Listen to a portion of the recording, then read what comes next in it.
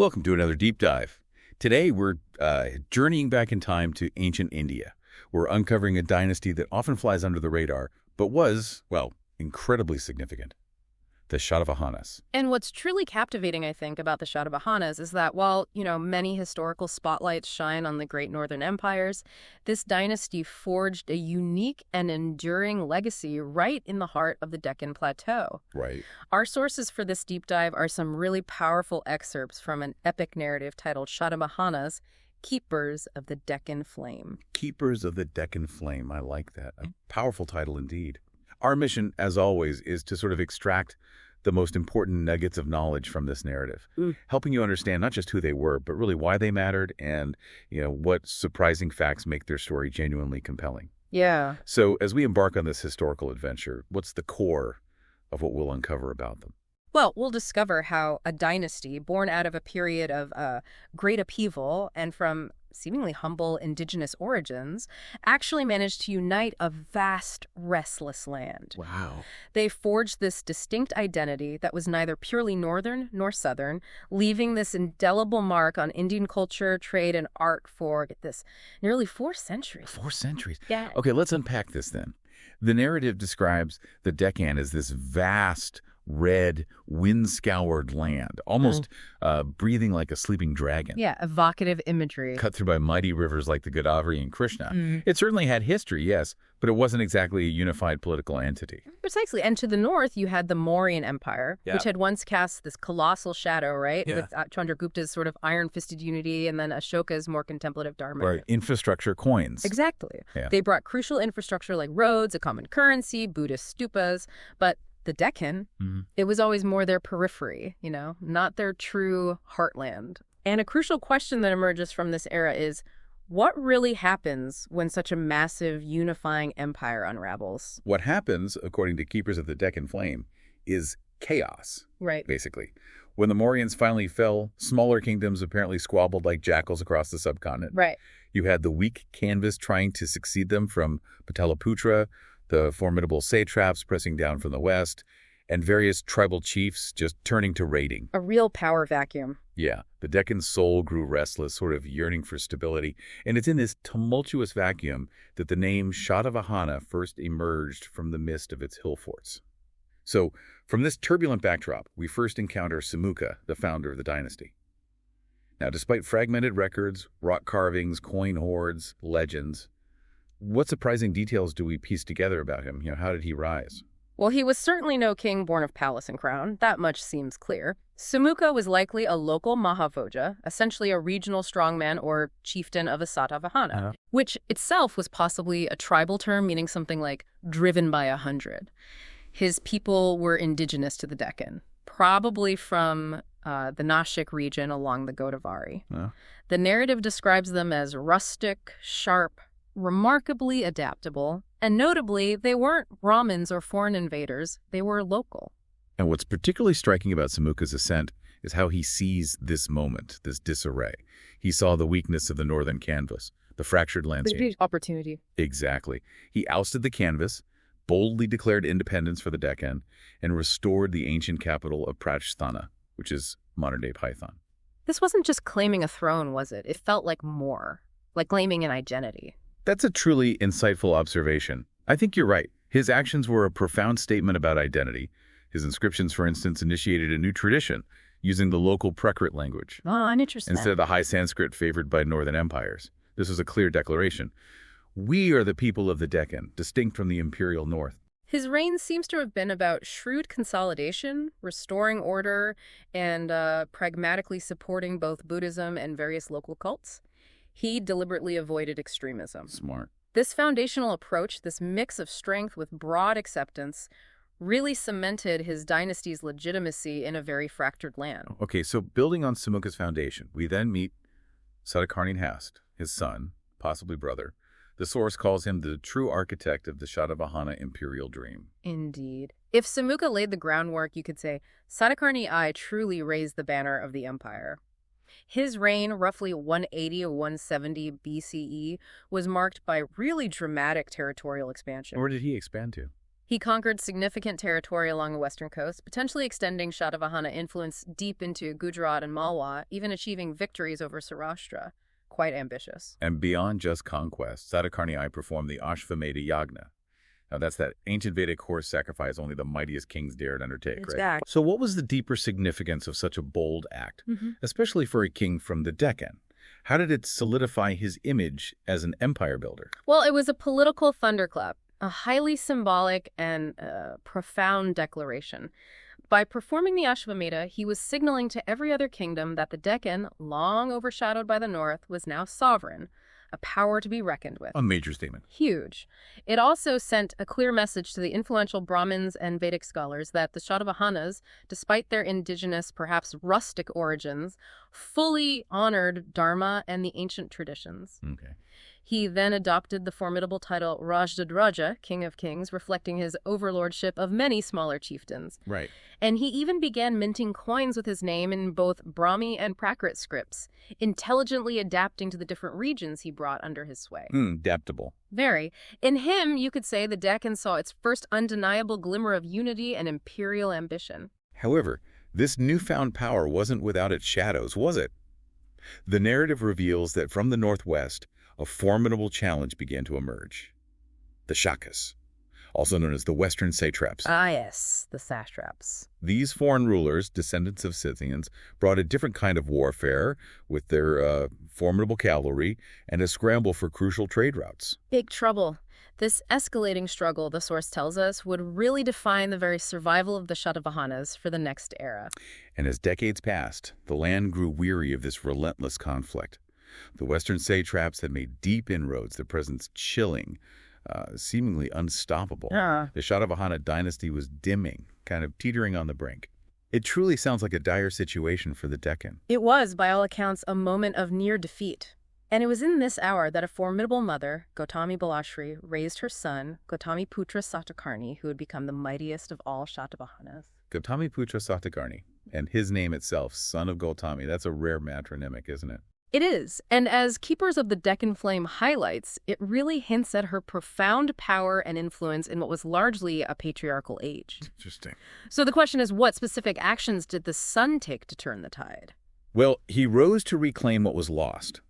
The satraps, under Nahapana, had overrun key trade cities, Nasik, Aruch, Ujjain, effectively strangling the Silk routes. The economic lifeline. Exactly. The routes that funded Shatavahana prosperity. Yeah. Gautamiputra understood he had to push them back, or the Deccan would just become a mere satrap satellite.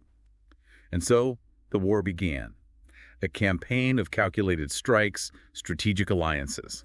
And the victory was not merely decisive, it was almost an act of historical erasure. We have compelling evidence for this. What kind of evidence?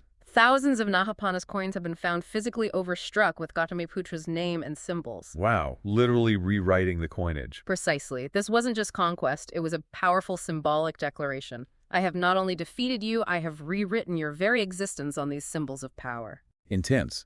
But his victory wasn't just about military might or, vengeance. The narrative describes Gautamiputra styling himself as the Eka Brahmana. The sole protector. The sole protector of the social order. He reinstated Brahmanical rituals, actively supported Vedic scholars, and, quite remarkably, also patronized Buddhists. What do you make of this choice for balance? Well, he was indeed the guardian of Varnadharma, the social order, but perhaps not rigidly. More with a profound understanding that a fractured society needed stabilizing. Pragmatism again. Yes. His mother's famous inscription at a cave in Nasik, weathered by time, powerfully testifies to his deeds, it says. He uprooted the Kashaharatas, crushed the pride of the Sakas, Yavanas, and Pallavas, and established the boundaries of Aryavarta. Aryavarta, the traditional northern heartland. Exactly. These are incredibly powerful words, conveying both the ache, perhaps, of a mother watching her land trampled, and her immense pride in seeing her son rise as its restorer. A real turning point. Absolutely. Under his leadership, the Shatavahanas were truly reborn. So, with the satraps decisively defeated, the Deccan entered a period of, remarkable prosperity under Gautamiputra's son, Vasishthaputra Pulumavi. Yes, Pulumavi. Keepers of the Deccan Flame paints this vivid picture of a golden web, vibrant ports like Sopara, welcoming Roman ships, merchants trading spices, cotton, pearls. Roman gold flooding in. Yeah, a real economic boom. It was an exceptionally flourishing period. The Amaravati Stupa, for instance, blossomed with its intricate white marble panels, a testament to the era's artistic vitality. Beautiful work. And crucially, women during this period truly thrived. Queens like Naganika, Balashri, Rupavati, they issued land grants, sponsored temples, wielded visible power. It reflects a plural, vibrant, and incredibly resilient empire. That's fascinating. Coins were issued in various metals. Prakrit became dominant in governance, which was decentralized but remarkably effective for a time. Yet the source reminds us that peace, much like a lotus on water, floats beautifully but doesn't always root deeply. Well put. Pulumavi inherited an empire both glorious and, as it turned out, fragile. The Western Satraps, under the formidable Rudradaman I, were regrouping. They began reasserting control. Yes, Rudradaman, a major figure. Unlike many rulers who sought glory primarily in conquest, Pulumavi's quiet brilliance perhaps lay in preservation. How so?